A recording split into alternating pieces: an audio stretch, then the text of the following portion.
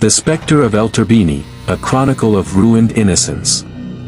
The rope, cold and unforgiving, found its final purchase around the neck of Ramadan Abdul Rahim Mansour on the morning of Thursday, December 16, 2010. 3 years prior, the sentence had been passed, but this dawn marked the extinguishing of a notoriety that had metastasized across Egypt, the monster they called El-Turbini.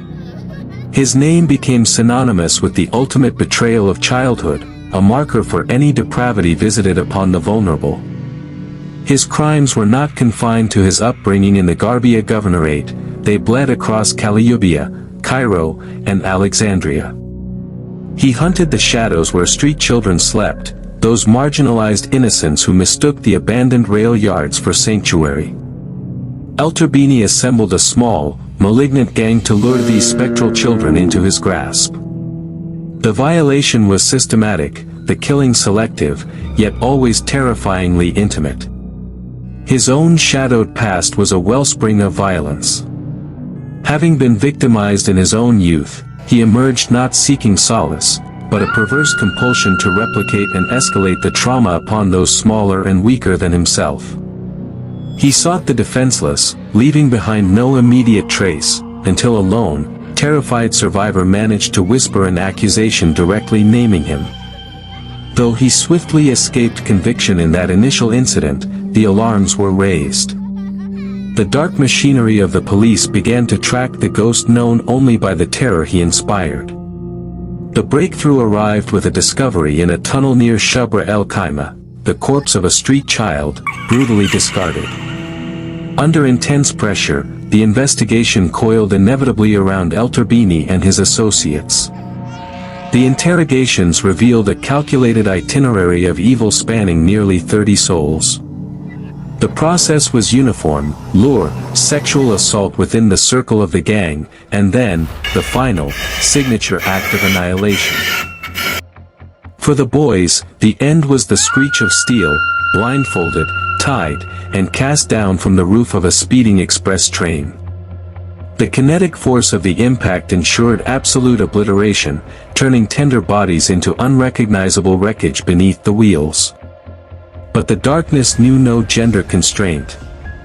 For the few small girls dragged into his satanic roster, the disposal was equally calculated to erase their existence. Some were drowned, their small bodies submerged in water storage tanks, dissolving slowly in the stagnant darkness.